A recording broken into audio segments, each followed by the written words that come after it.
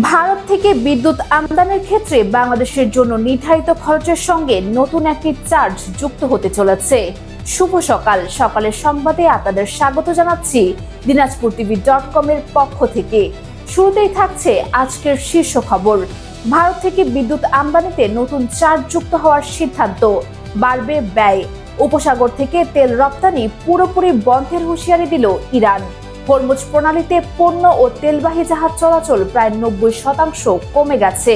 ভারতে মোদী সরকারের বিরুদ্ধে আবারও আন্দোলনের হুঁশিয়ারি দিয়েছে সিজেপি। এবং তামিলনাড়ুতে নারীদের বিনামূল্যে রান্নার গ্যাস সিলিন্ডার দেওয়ার যুগান্তকারী ঘোষণা।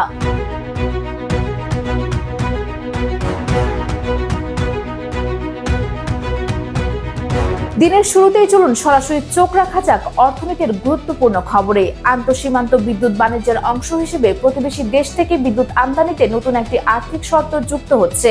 এর ফলে সামগ্রিক বিদ্যুৎ আমদানি ব্যয়ে কি ধরনের প্রভাব পড়বে তা নিয়ে জোর বিশ্লেষণ চলছে। এ বিষয়ে বিস্তারিত থাকছে প্রতিবেদনে। আন্তঃসীমান্ত বিদ্যুৎ বাণিজ্যের আওতায় প্রতি ইউনিটের 0.005 ভারতীয় রুপি হারে এই নতুন চার্জ আরোপের উদ্যোগ নেওয়া হয়েছে। বিষয়টি কার্যকর করতে ভারতের রাষ্ট্রীয় প্রতিষ্ঠান এবং বাংলাদেশের বিদ্যুৎ উন্নয়ন বোর্ডের মধ্যে একটি নোডাল এজেন্সি চুক্তি স্বাক্ষরের প্রক্রিয়া চলমান রয়েছে। বিদ্যুৎ বিভাগের প্রাপ্ত তথ্য অনুযায়ী শুরুতে এই চার্জের প্রস্তাব আরও বেশি থাকলেও বাংলাদেশ বিদ্যুৎ উন্নয়ন বোর্ডের জোরালো আবেদনের পর তা কমিয়ে আনা হয়। বর্তমানে বিভিন্ন চুক্তির আওতায় ভারত থেকে 2656 মেগাওয়াট বিদ্যুৎ আমদানির সুযোগ রয়েছে। সংশ্লিষ্টরা মনে করছেন নতুন চার্জের হার ইউনিট প্রতি সামান্য মনে হলেও দীর্ঘমেয়াদে বিপুল পরিমাণ বিদ্যুৎ আমদানির কারণে তা দেশের মোট বিদ্যুৎ ব্যয়ে উল্লেখযোগ্য চাপ সৃষ্টি করতে পারে। অর্থনীতির খবরের পর এবার দৃষ্টি দেওয়া যাক আন্তর্জাতিক ভূরাজনীতির দিকে। মার্কিন যুক্তরাষ্ট্রের সম্ভাব্য কঠোর অর্থনৈতিক নিষেধাজ্ঞার প্রতিক্রিয়ায় মধ্যপ্রাচ্যের রাজনীতিতে নতুন করে তীব্র উত্তেজনা দেখা দিয়েছে।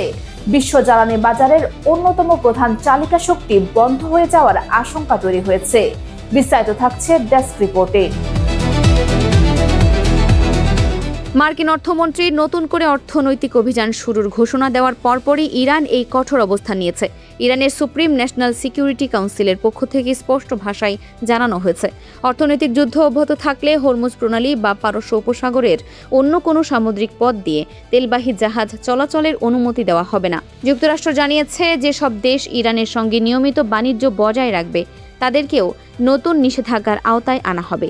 বিশ্বের অন্যতম গুরুত্বপূর্ণ জ্বালানি পরিবহনের নৌপথ বন্ধ হওয়ার হুমকিতে আন্তর্জাতিক অর্থনীতি ও বাণিজ্যে ইতোমধ্যেই গভীর অস্থিরতা দেখা দিয়েছে। চলমান এই বিরোধ মেটাতে কাতার, পাকিস্তান ও তুরস্কের মতো মধ্যস্থতাকারী দেশগুলো কূটনৈতিক তৎপরতা চালিয়ে যাচ্ছে। জ্বালানি উত্তেজনার সরাসরি প্রভাব পড়তে শুরু করেছে গুরুত্বপূর্ণ সামুদ্রিক পথগুলোতে। বিশ্বের অন্যতম প্রধান জ্বালানি পরিবহন জলপথ হরমুজ প্রণালীতে জাহাজ চলাচল আশঙ্কাজনক হারে কমে যাওয়ায় গোটা উপসাগরীয় অঞ্চলের সরবরাহ ব্যবস্থায় স্থবিরতা নেমে এসেছে। সম্পূর্ণ প্রতিবেদন দেখুন আমাদের প্রতিবেদনে। শিপিং গোয়েন্দা সংস্থার সাম্প্রতিক তথ্য অনুযায়ী গত কয়েকদিনে হরমুজ প্রণালী দিয়ে জাহাজ চলাচলের সংখ্যা নাটকীয়ভাবে কমে গেছে। স্বাভাবিক সময়ে প্রতিদিন বিপুল সংখ্যক জলযান যাতায়াত করলেও বর্তমানে সেখানে প্রায় স্থবিরতা বিরাজ করছে।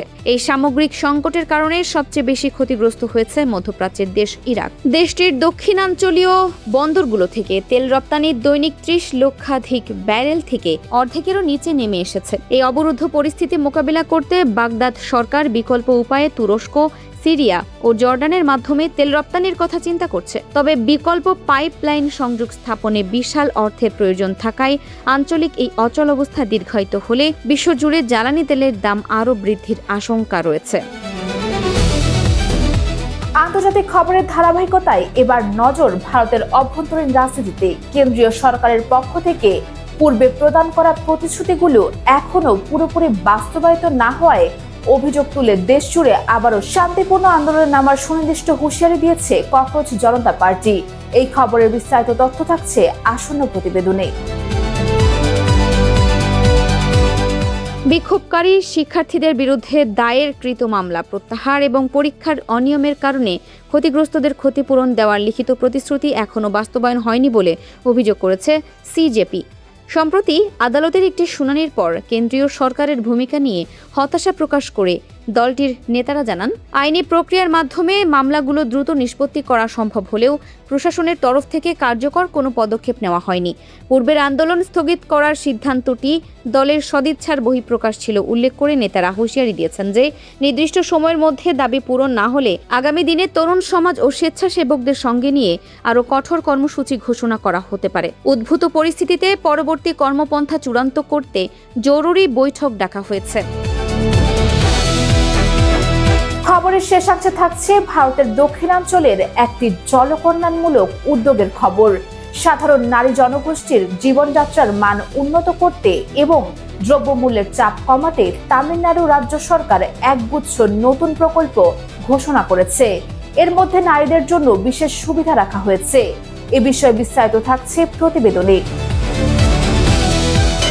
তামিলনাড়ুর মুখ্যমন্ত্রী বিধানসভায় আনুষ্ঠানিকভাবে এই যুগান্তকারী ঘোষণা প্রদান করেন।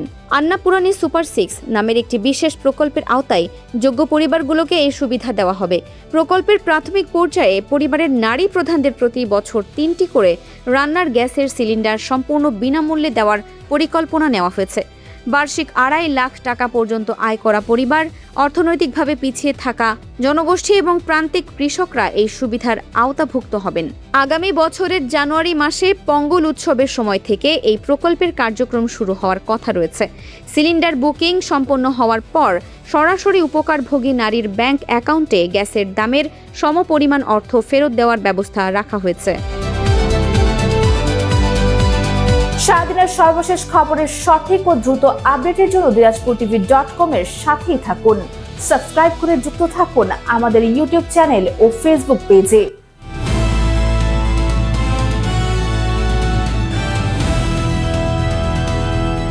দিনাজপুর টিভি, মানুষের জীবনের কথা বলে।